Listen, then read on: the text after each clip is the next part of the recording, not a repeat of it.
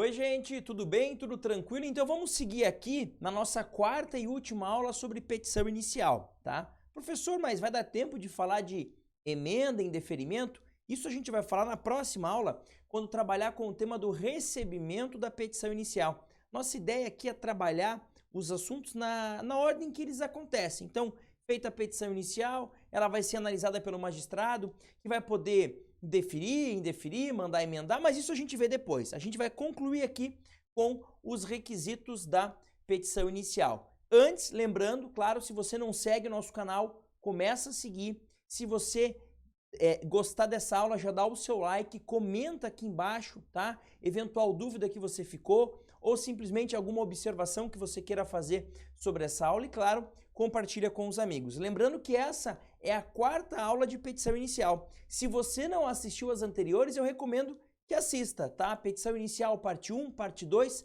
parte 3, para arrematar aqui com a parte 4. Então nós vamos continuar aqui com a análise dos requisitos da petição inicial e a gente tem o inciso 6º, as provas com que o autor pretende demonstrar a verdade dos fatos alegados. E aqui eu vou colocar duas observações e eu já explico para você.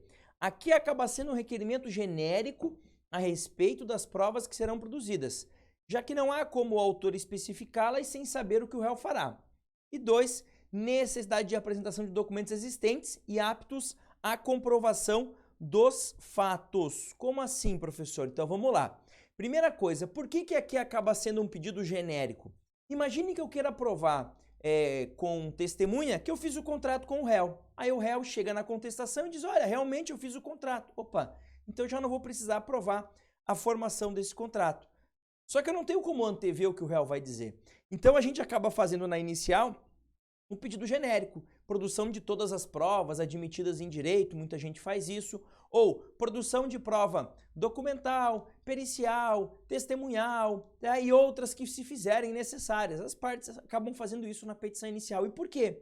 Porque a gente não tem como antever o que o réu vai fazer durante o processo, o que ele vai apresentar na contestação dele e o que efetivamente eu vou precisar provar após a contestação dele. Porque lembrando que existem fatos que independerão de prova, por exemplo, fatos confessados, fatos incontroversos. Então, num primeiro momento eu até acho que eu precisaria provar esses fatos, mas depois da oitiva do réu, depois da manifestação do réu, eu percebo que não é mais necessário. Então, por isso que acaba sendo um requerimento genérico aqui.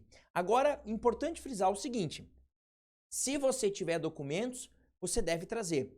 A apresentação de documentos no processo civil brasileiro, ela se dá, em regra, na fase postulatória. Professor, o que é a fase postulatória? É a fase em que o autor apresenta a sua petição inicial, é a fase que o réu apresenta a sua contestação. Então, todos os documentos que eu, autor, entendo que são necessários a provar os fatos que eu aleguei, e se eu tenho esses documentos, eu tenho que trazer na inicial, tá? E a mesma coisa vai valer para o réu na contestação.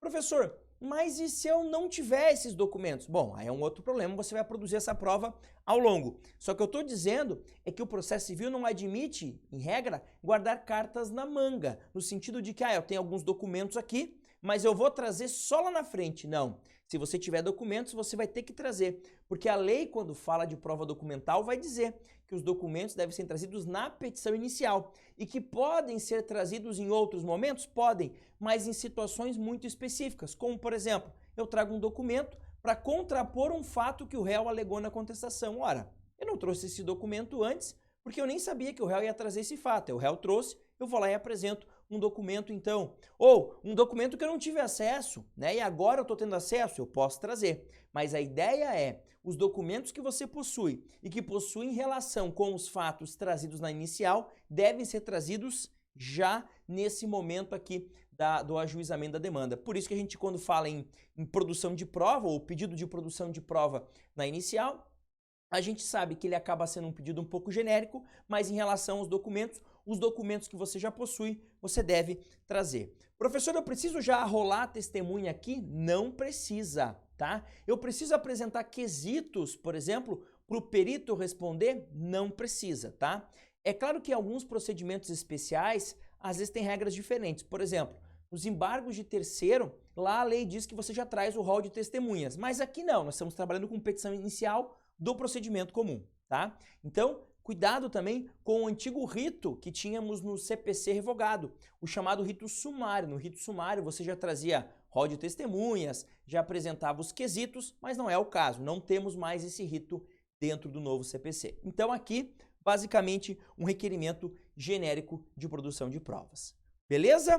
Próximo ponto aqui, ó, o último dos incisos do 319, a opção do autor pela realização ou não de audiência de conciliação ou de mediação. Então vamos ali, ó, oportunidade que o autor tem de manifestar seu desinteresse nessa audiência.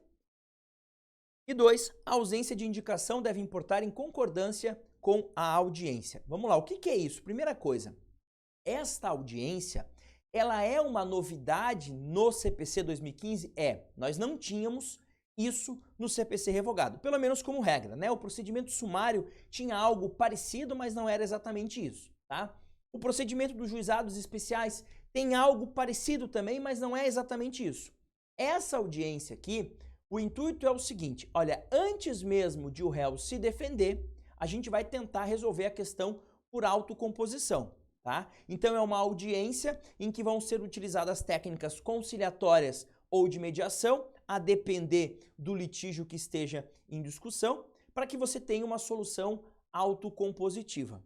E aí, né, no procedimento, caso essa audiência seja infrutífera, ou seja, caso não tenha acordo, não tenha autocomposição, aí sim o réu se defende e o feito segue normalmente. Então a ideia é, vamos tentar solucionar isso aqui de forma consensual por meio de autocomposição antes mesmo do réu se defender.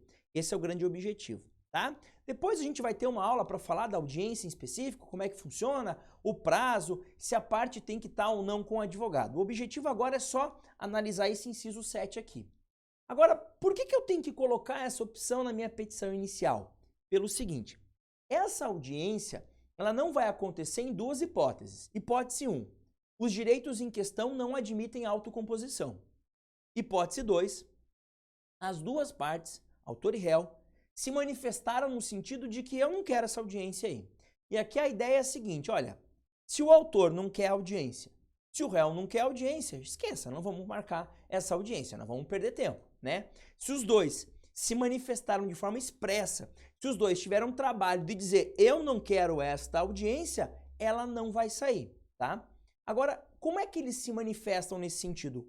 O autor diz isso na inicial e o réu diz isso por meio de petição com até 10 dias de antecedência da audiência. Em resumo, se o autor disse na petição inicial dele que não quer essa audiência e o réu, até 10 dias antes da audiência, peticionou também dizendo que não quer essa audiência, ela não vai acontecer. Ah, entendi. Então o autor vai colocar se quer ou não audiência, porque caso ele não queira, esse é o momento para ele dizer sim. E se somado a isso, o réu também disser que não quer, dentro do prazo legal, a audiência não sai. É isso, professor? É isso. Professor, agora eu, autor, digo que não quero. O juiz marca a audiência? Ele marca a audiência. Ele só vai desmarcar essa audiência se o réu disser eu não quero a realização dela, tá? Agora, professor, e se o autor esquece do inciso 7º?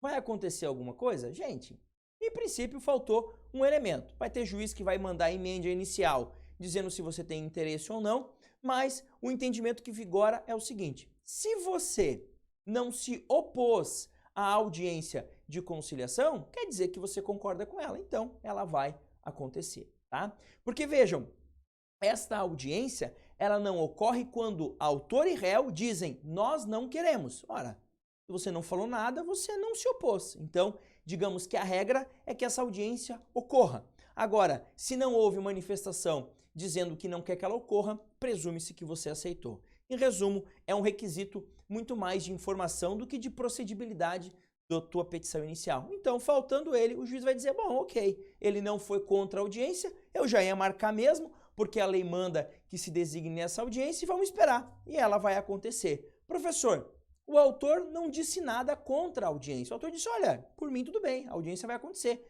Não se manifestou de forma contrária. Mas o réu peticiona dizendo que não vai ter. A audiência ocorre? Em princípio, sim, tá?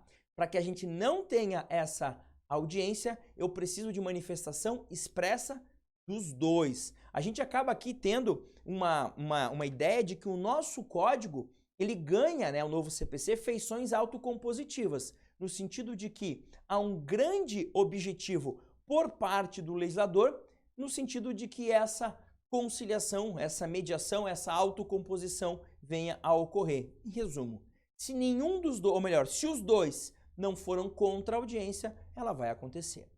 Beleza? Então esse os 7 requisitos da nossa petição inicial. E o que nós temos no 320, que trata dos documentos? Olha ali, ó.